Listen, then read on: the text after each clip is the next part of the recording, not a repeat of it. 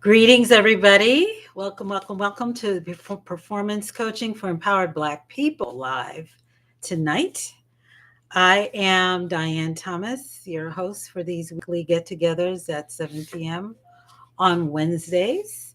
I hope you had a blessed holiday. If you celebrated Thanksgiving last week, I hope it was everything you wanted and needed for it to be, and you had an opportunity to gather and spend time with people who care about you. A lot of the um, meaning, I think, for those of us in the Black community for Thanksgiving, we don't necessarily ascribe to the Americanized version of Thanksgiving. We don't go for all the pilgrims and Indian business. Um, but I did see somebody put a post up not too long ago, sometime last week, about the fact that we celebrate it and we take it as a time. It's, I guess, a lot similar to the Sunday dinners that we are traditionally known for. But we do them on Thursdays, and maybe invite more people and have people come from out of town, type of deal. So, so keeping that in mind, I wanted to extend our conversation from last week. I had a special guest, Abeno Tudor, that joined me, and she was giving us tips about how we can use this time to think about how we're going to change the way that we're eating. And she's a vegan lifestyle coach, and so she gave some tips about how we can do things differently in terms of the meals and things that we prepare. And we talked a little bit about mindfulness. So hopefully, if you did not, you weren't here for the live, the recording is available for you to take a look at. So I thought there was some really good um, tidbits in there. She was also talking about a course that she is going to be opening up very soon. And she and I are going to be working on a couple of things, because one of the things I think is really important when you're changing habits, which we talked about last week in terms of having opportunities to prepare meals differently, for instance. But any type of lifestyle change needs some sort of reinforcing behavior and habit practice behind it. And so the high performance coaching methodology, I think, works well with whatever um, new thing you're trying to do that's going to take you some time to adapt to. So we are going to be doing some projects together around how we're going to be integrating what she's doing with the vegan lifestyle development and opportunities she wants to give to her students, and reinforcing it with the high performance coaching. And so I'm also reaching out to some other people in different areas or disciplines who have similar, well, not necessarily similar to the health piece, but again, who have opportunities to engage with people and trying to get them to change their habits and do things differently. Because the idea, again, is to get to a level of achievement, get to a level of performance, and maintain it. And so, with that, I will formally welcome you to our session today, a little mini coaching session. My name again is Diane Thomas. I'm a certified high performance coach. I'm an empowered Black woman. I'm a mom, a grandmom, a friend, a sister friend, and really a lover of Black people. I am very much focused on us and helping us exercise self determination through coaching us on how to create lives of full engagement, joy, and confidence, being empowered and purposeful while we are fighting and rejecting actively the constructs of Black excellence and Black exceptionalism. So, hopefully, that is a topic that you're interested in learning more about. I've got plenty of videos here on various topics of high performance and how they integrate with Black excellence and Black exceptionalism, in the sense that we are not adapting to the constructs. The specific area or the specific focus or emphasis that I want to make is on empowerment. We are excellent. We are exceptional people in and of ourselves. We're exceptional even simply because we're still here and still surviving after almost 500 years of oppression in various uh, um, ways that it has come to try to confine us and dehumanize us. We are still here. So we're exceptional in and of itself. We don't have to do anything more. We don't have to ascribe to any of the dominant society's labels that they want to put on us. And that's mainly what my message is to our people. You don't have to prove anything to anybody. You are enough. So knowing that, I want to then give us opportunities where we can look at how can we use and utilize what we already have to get to higher levels of the levels of achievement and performance that we know we need. Because in as much as we are here, we then need to see growth is really important. We can't necessarily stay in stagnant places and stagnant spaces. That does not serve us. It's not going to serve the people who we want to serve, when, and that includes our families. Okay, so again, wanting to really get the understanding that it's an integration, and we're just all about bringing all that together to to serve at higher levels, because that's what we're here to do. We're here to serve. All right. So today's topic, we're talking about ways that have you been experiencing gratitude and grace in your life. Again, having to kind of piggyback on some of what we talked about last week really was on the focus of energy. As a certified high performance coach, I speak with my clients and help them get to higher levels in terms of their performance in 5 particular areas: clarity, energy, courage, productivity, and influence. And so last week we talked about energy in the realm of food and sustenance and living a more alive life. And today we're going to kind of expand on that in terms of what does energy look like, not so much in terms of the fuel that we're eating, and the mindfulness piece, of course, is important, but what does energy look like in the form of gratitude and grace? And I don't think we necessarily think about energy in that way. Uh, Energy is something that we generate. We don't necessarily have it. It's something that we generate because our bodies, our minds are power plants. And so we have to fuel it. So we have to fuel it with food and in the proper uh, um, quantities and types of food.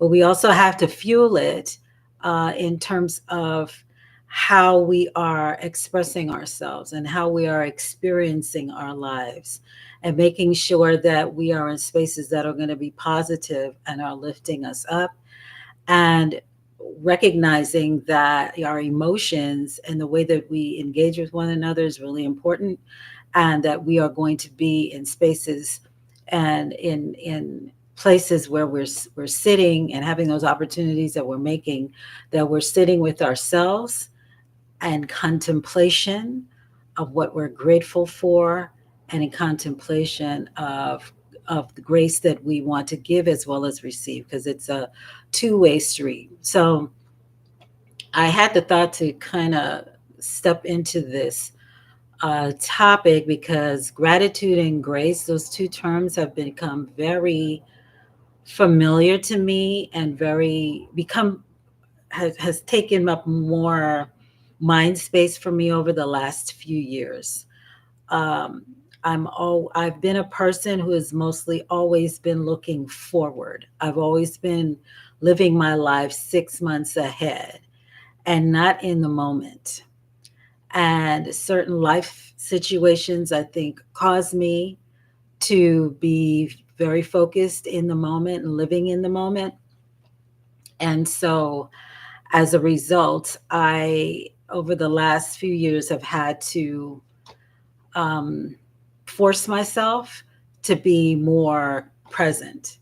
And in doing that, at the same time, that caused me to contemplate about what I need to be grateful for, recognizing that a lot of the hardships that I was having was me doing something that I told myself I didn't want to be doing, which was looking at glass half empty thinking, as opposed to having glass half full.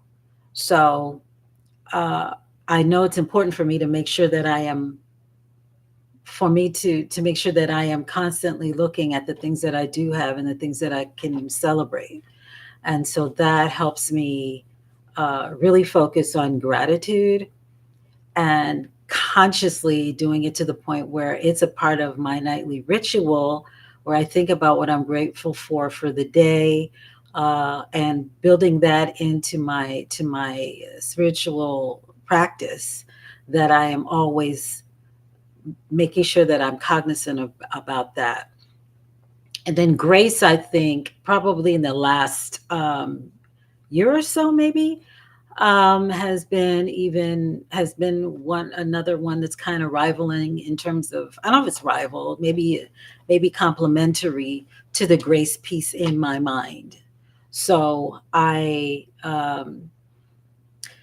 am a person who is can be very intense in terms of when I'm very focused on things that I want to accomplish. And again, because I've run into quite a bit of pushback. I was watching a gentleman talk about delay a couple days ago, and recognizing that is really a thing.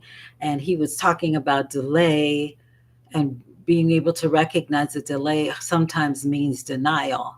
And I had to kind of give some thought to that. And then recognizing all the things that I actually was able to do, even when I was in a space of what looked like delay, that I should give myself grace uh, for coming through and still standing. So the grace piece is really, I mean, they're both personal. So they're both in terms of how am I giving gratitude and expressing gratitude? Am I receiving gratitude? And then am I expressing grace, giving other people grace? And am I giving myself grace, even if I don't get grace from anybody else? So those I thought were kind of two ideas I wanted to just explore tonight with those that may be open to exploring it with me. I went through the uh,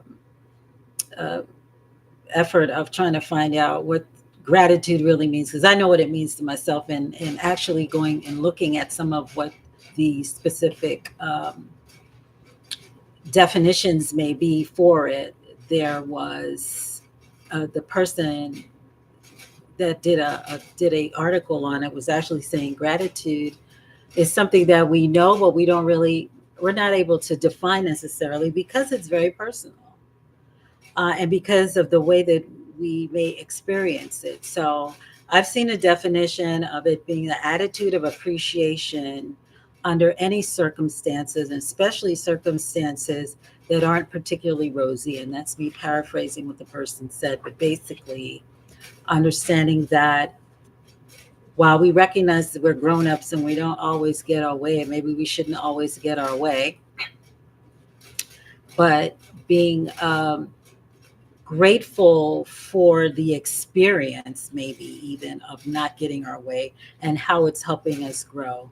There's always some space that we can find, even in the disappointments, to be grateful.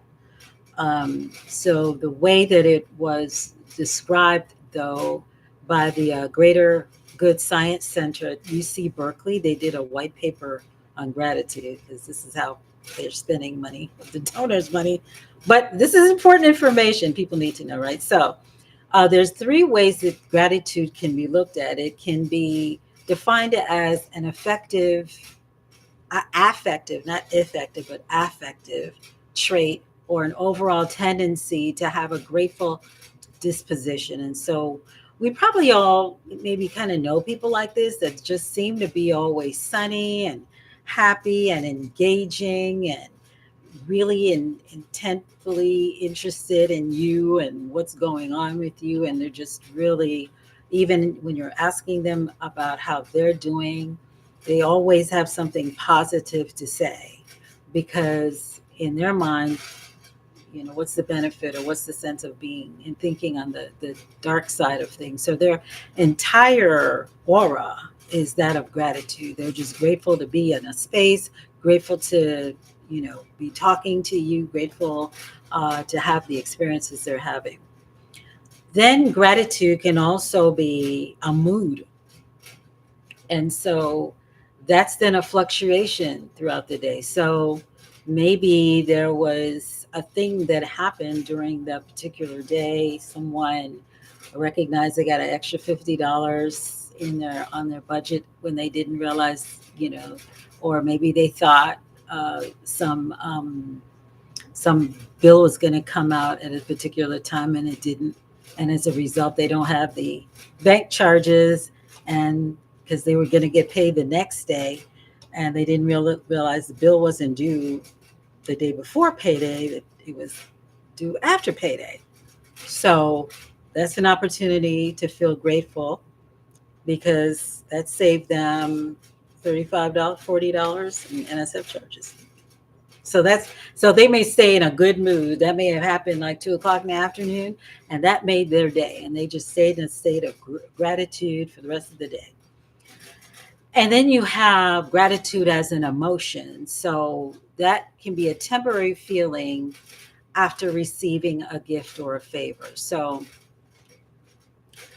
I know that I can think of one time, uh, a couple of years ago, almost a couple of years ago, I was in the supermarket and I was purchasing some groceries.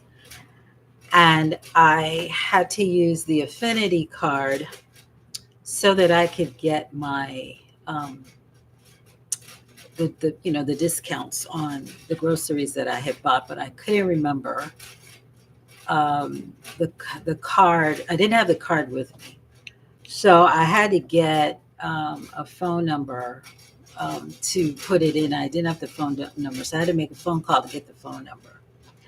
There was someone behind me, a sister behind me, and I don't know if she thought maybe I didn't have enough money for my groceries. And I'm thinking that's what she thought, so that I was actually calling somebody maybe to come pay for the groceries, which was not what I was doing. But she said, "Sister, don't worry about it." And she came in front of me when I was standing in front of the keypad, and she swiped her food stamp card and paid for my grocery. It was over $100 in groceries, and she paid for the groceries. And I was stunned because I was like, "What do you do?" I'm thinking in my like it's like something. It's like a flash in front of me, and I didn't. I'm like, "Is this really happening?" So I was probably delayed in even thanking her. Of course, I thanked her for it, but I couldn't believe what she had done because I was like, this is a woman. I could see from the things that she had in her cart that she had children. And I'm like, she actually took $100 off of her food stamps card and paid for my groceries. I could not believe it. And so I just kept profusely thanking her and thanking her and thanking her because I was stunned. And so that really, I had such an overwhelming emotion of being blessed and just being, these things happen to you. It's almost like, if you walk around and you find a $50 bill or $100 bill someplace and, you weren't expecting it, which has, my youngest daughter used to find money all the time. And one time I actually did find $20 near I was getting it in my car. Somebody had dropped a $20 bill next to the rear tire of my car, and I happened to look down, which I don't usually look down a whole lot, but I looked down this day as I was getting into my car. I don't usually look, around on my tires, and I saw a $20 bill there. I was like, "Oh my god!" It's like I won the lottery. So so those are kind of like that's an emotion of gratitude. It's just overpouring, overwhelming.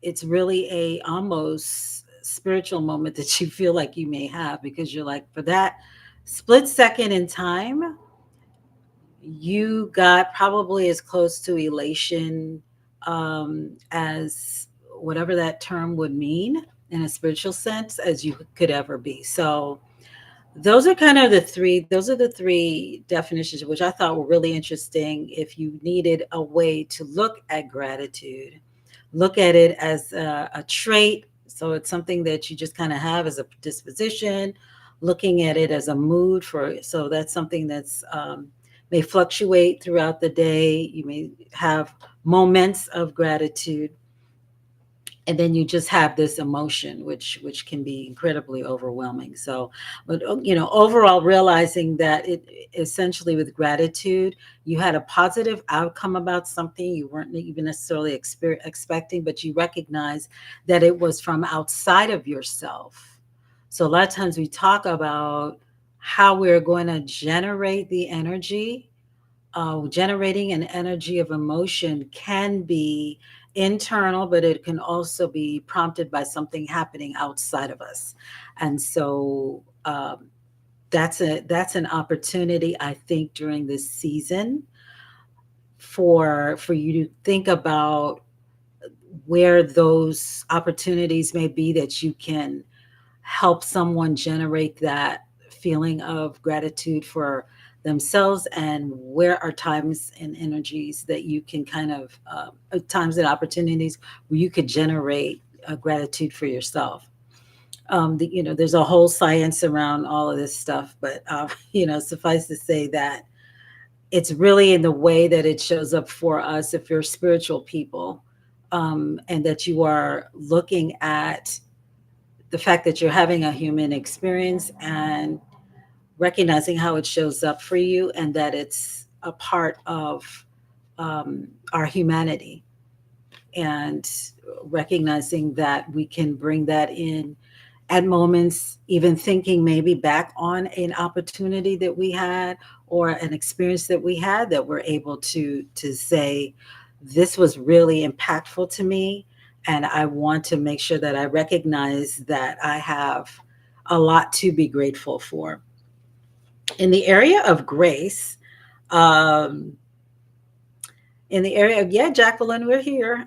In the area of grace, we look at that is kind of a high-minded descriptor. So grace isn't a word I used to use a lot at all, but I have adapted it more, as I said before, just in terms of recognizing that I had to give it granted to myself, and recognize that I needed to do that more often than I had been. And so essentially, it's defined as an unmerited divine assistance that's bestowed by God. Generally, that is the spiritual Christian, I guess, kind of definition of grace for those who believe. There's also a definition where it's framed as the a courteous goodwill. So, or it's an effort to replicate what we receive from God. I think it's one or the others with that. So it's essentially having goodwill, and looking at opportunities that, goodwill and favor, and when pleasant things happen to us, then we're saying that we are graced, or we have received grace. And then another way looking at it is as honor or credit to someone or something by one's own presence. And I see that's kind of like facetious, because most of the time we would hear it hear it spoken sometimes by people, particularly if someone, for instance, is invited to an event and they show up late, and it was like, oh, well, look who's decided to grace us with their presence, in a way that this person may have seen themselves as some royalty or some exceptional person. Um, but it's I think really looked at as the gift or favor, a part of what we get to have if we're lucky, if we ask for mercy. And so I was looking at what the difference was between mercy and grace. And mercy, I think a lot of times is defined by maybe something that we ask for and that we're hoping um, that we can get that from somebody. And then the grace is actually the granting of the mercy. So, or whatever that specific thing that will look like you've been given mercy by a person or a thing. So this is I'm not a religious person, so I'm not going to really get down in the weeds in terms of thinking about that. But grace to me is a response. And long story short, grace is a gift that we give ourselves and we give other people.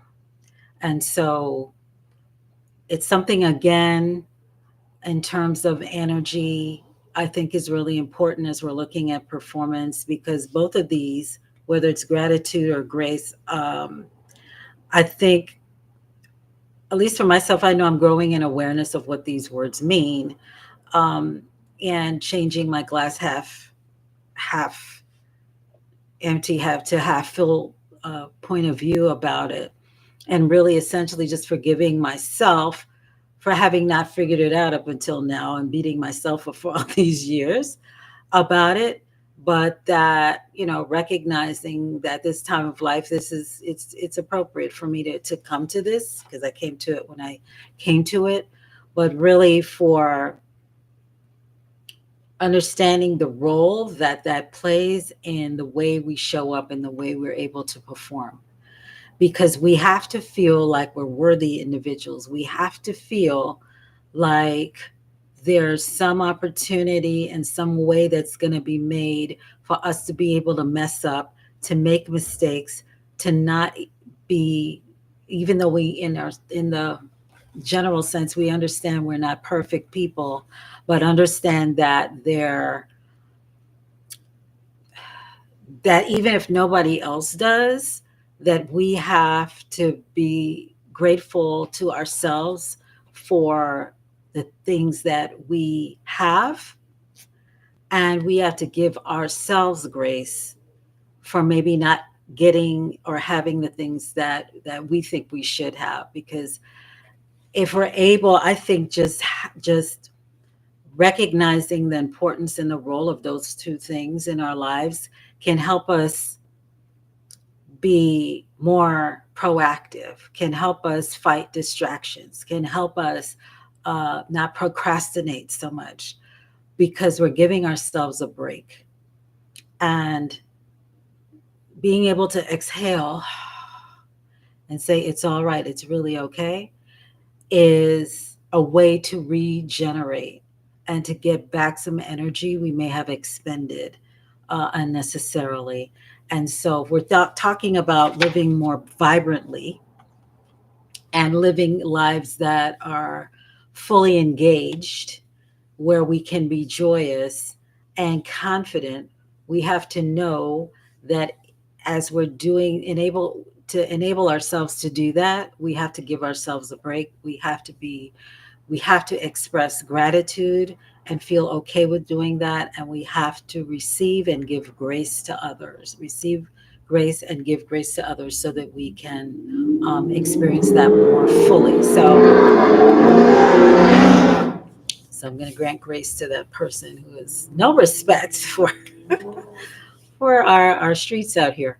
Um, but really getting to a place where we are going to I think do the work and do it in ways that is going to help us feel that we've accomplished things, is making sure that we ask those questions of ourselves, is where are the opportunities. And because those of us who celebrate during this time of year, we end up in spaces, as I was talking about last week, that we may not always be around the people that we are terribly excited about being around, and that we have to maybe feel that we are suffering through some things. But as you're doing that, so whatever the level of discomfort that may be for you, while you're doing that, Look at those moments that you're in. Look at those people that you're sharing time with. Look at those situations and experiences that you're having and recognize what should I be grateful about or grateful for in this moment, and what should I be if the things aren't quite turning out the way you want, or somebody said something inappropriate, or somebody's just annoying. What level of grace are you willing to give to that person? So that's the question. Really, it's how are you experiencing gratitude and grace in your life, or how would you like to? That's the question for tonight.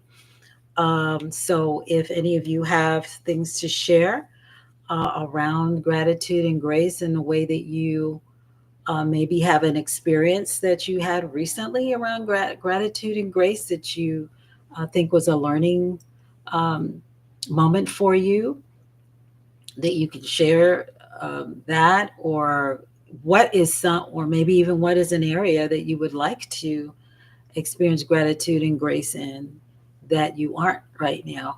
Um, I know when I think about, just the times that we're in right now, and the, I've come to become a very regular consumer of social media, just because I'm on it, right? I'm on it now.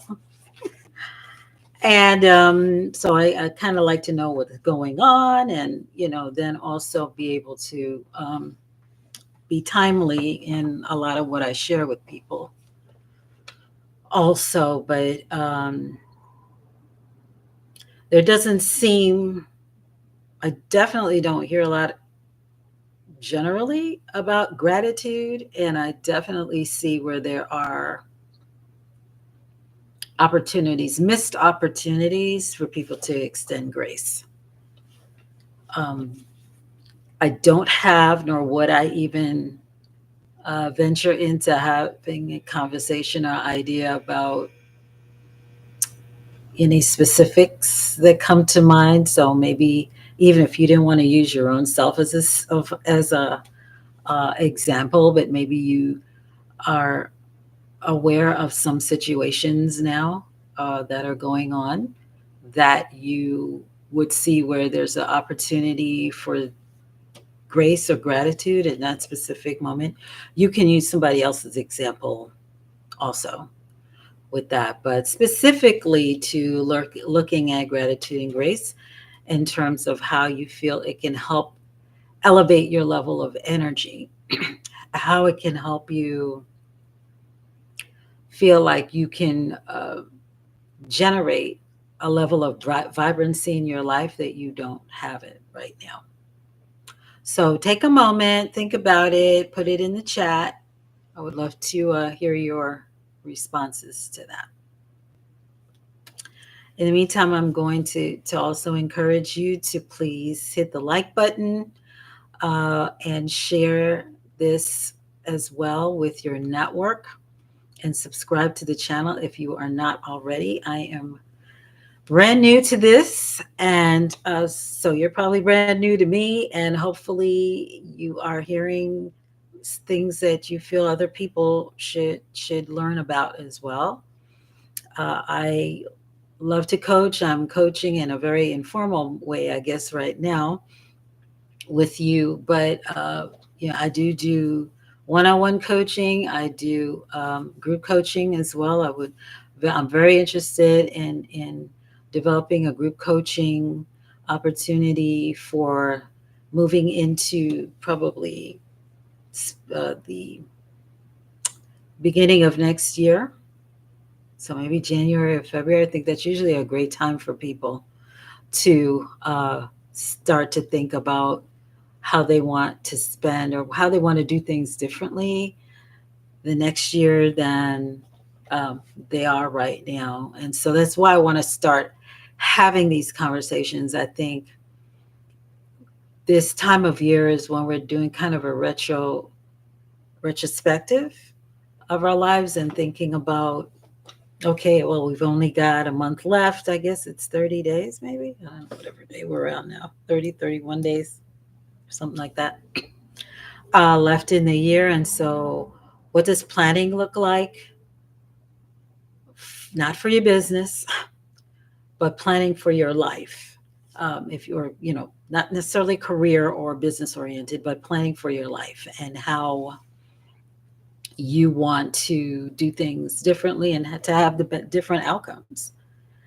And so I think doing that even in a group environment, a group coaching environment, I think can be very helpful as well, even if you are not able to do one on one coaching with me. But I take you through the full 12 weeks, even within a coach, the full 12 weeks of the core sessions. So I am certified to deliver the 4 levels of certified high performance coaching. We have the core sessions, we have the charge sessions, we have the declaration sessions, and then the leadership sessions. And so, with the core sessions are where I've spent most of my time with with my clients that I've had, because especially for Black people, we don't get a lot of opportunities to talk about our futures. There's a lot of conversation now our about mental health and mental health, and I'm glad that that is happening. I think we all are, even though some of us may verbalize it and some of us may not. But I am not a therapist. So, therapy is where you will sit with someone that's trained in excavating a lot of the challenges that you may have had in your past that is affecting how you're able to cope in your present and prepare to live in your future. The role of a coach, though, is someone who is essentially focused on helping and working with you. So it's not the deconstruction that goes on and the excavation and the exploration and the examination of your past. As a coach, I help you to move you from where you are, having assumed that that work has happened if it needed to happen, or that you have a pretty good handle on your past and have come to terms with it and are now ready to prepare for what the future holds for you. Because a lot of us can come through those experiences and then say, now what? What do I do next? So I have the capability now. I understand what happened to me in the past, and it's I've come to terms with how to deal with it, and I'm healing from that. But now I need to plan for the rest of my life. And what does that look like? That's where a high performance coach helps you. And in that sense, I'm working in tandem with you. So I am able to ask you the right questions. I'm able to prompt you. I'm able to be your cheerleader. I'm able to challenge you because I get paid to push people. So I'm not your best friend or your your pastor or anything. I don't have that level of investment in your life in terms of not. It's a different relationship. It's a different relationship. Both of those relationships are important. Your spiritual guidance is important that you may get from your pastor, and the ability to have a peer that you can vent with is important as well for your emotional well-being. Totally understand that. But as a coach, my job, I have a job to do, whereas those aren't necessarily jobs, but I have a job to do, and that is to move you from where you are, help you move to from where you are to be, and that's challenging you. So we have work assignments that you get, We have worksheets that you need to complete. You have assessments that are taken at certain times during the coaching experience, so that you know where you are, and make sure that we're able to connect dots. Because I do take notes. I'll record the sessions if you want them recorded. If you don't want them recorded, we don't have to do that. But I find that some clients do want them recorded because they'll go back and listen to what they said so they can remember what they said. But I think I take pretty good notes. And so you have opportunity to review your notes. And I will, because of the way I'm taking notes, because I take notes and I give them to you, but then I'm also um, taking stock of certain, maybe as the way that you said something, or definitely making connections between something that you may have said 3 sessions before, and is it contradictory to what you're saying now? So I can help you be congruent, because congruence is a big word that I use a lot, or is a word that I use very regularly with my clients, because I want them to live in integrity. The purpose of coaching is to help you. We want to come out of spaces and places and experiences where we were not living genuine lives. We weren't being true to ourselves. And if you're going to lie to yourself, it's easy to lie. You have to lie to yourself before you lie to anybody else. And um, in the end, it's not going to pay to give you any benefits if you are not living genuinely, because growth is not going to happen if you're being stifled in any space. So you have to be very, it's advantageous to you to be truthful with me when we're talking, so that I am able to help you in the best way I can, because I can't, uh, I'm not a mind reader, so I'm not going to be able to give you any guidance if I don't have the particular tools. And I am certified, and it's important that I'm here to help you move to the next level. That is the whole purpose, because I would want to then move you to the charge sessions, where we're talking a lot more in depth on some of the areas that we had covered previously. This is all to help you build a professional and personal life harmony, because there is a way to do that. There is a way to live, um, that you don't have to sacrifice your family to achieve your professional dreams, and you don't have to sacrifice your professional dreams to be what you need to be for your family. So those are the areas that we look at. Thank you, Jacqueline. She says, I am taking your talk to heart. Now, my goal is to cultivate a state of grace. Yes. Uh, and Jacqueline, I just, it's really, it's a journey. It's a journey, because we have um, so much noise we're still living with, right? And this may be even from when we were younger, because we're really just grown children. Like, we have our moments, so we're grown children, right? And so we still have the little boy or little girl in there that may be used to having heard not very nice things uh, from people that we loved and trust and looked up to. And so that's why, if nobody else is doing it for us, now that we recognize, we give ourselves permission. You have permission, most definitely, to give yourself grace if nobody else does, especially now, because we are getting bombarded with all of this, information. We're living very internal lives in an external kind of way. The external is coming into our personal lives and into our internal lives so much that we're judging ourselves by a whole lot that we see on the outskirts, and it's not um, realistic for us to be able to manage. And a lot of it is fake.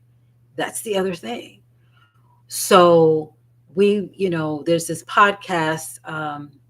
It's called Social Proof Podcast, and one of the hosts on there, I think he has his IG, I believe, is like "Sleep is for Suckers" or something like that. And he kind of talks, uh, you know, he's of this mindset, and you're hearing a lot from these people nowadays about the fact that well, you got to sacrifice to get to these particular levels, seven figure, eight figure, nine figure businesses, all these things, that the accoutrements that come with it. And so in his mind, he doesn't need much sleep. I think I heard Steve Harvey say some craziness like that too. I am not an advocate of that at all. um, I don't believe it. I don't believe they don't. Clearly, they sleep, unless they're vampires, which is a whole other story. But you have to sleep. Rest is another piece of energy I talk about all the time. And I talk, as I'm talking to people about it, I talk to myself because I know I need to do better.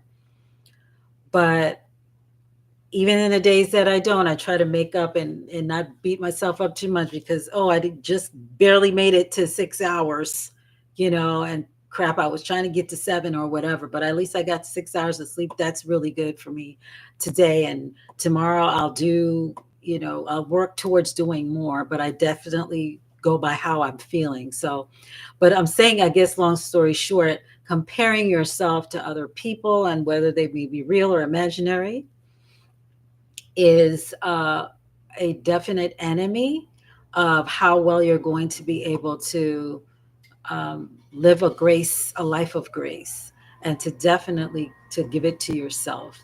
And Jacqueline, from what I know about you already, you have had an amazing life, and have come so far already, and just accomplishments, just incredible. So you, of all people, that I know, certainly deserve to have that level of grace and to give it to yourself. I'm giving you grace, and I'm giving you the permission to have the grace, as well. So that's really all I had for tonight. I don't want to end up repeating myself. But hopefully this was of some value to you, and you got a perspective that you may not have had before. You are very welcome, Jacqueline. You're very welcome. Um, so the idea again is that I'm here on Wednesday, so I'll be back. In the meantime, please take a moment to also share with me what other ideas you would have around performance, around how Black people can elevate in ways that are incremental, and that you would like to hear me talk about, because I certainly need some story ideas. I generally have a lot of things going through my head, but I don't want to be like Tyler Perry. He sits down and he writes all of his movie scripts, and he doesn't get any input from anybody else. It's all stuff that he's conjured up in his head. I don't want this space to be that. I want it to be very interactive. I want it to be a sharing space where you are contributing to what you see here. Because a lot of times I know certainly people buy into what they are able to create. So please help me with that. With any story ideas, you can put it here in the chat of any video that you've watched, because I think I get a ding whenever someone responds to a video. So you can put it here, or you can email me at Diane, DIANNE, at dmariethomas.com, and with any story ideas. And once again, thank you for your time and attention. Please make sure to share and to like and to subscribe. And there's a link in the description as well if you are interested in getting a limited time only free strategy session. There's a questionnaire that you're going to have to complete, And once you do that, you email it back to me, and then we can set that up for you. It'll be a great way for you to start your new year with a new perspective. So hopefully that's something you're interested in doing, as well as sharing it with your networks. And maybe you can get a group of people together, and we can do something together. So with that, I'm gonna let you go. Thank you again so much for your time and attention, and please stay safe and blessed. Take care.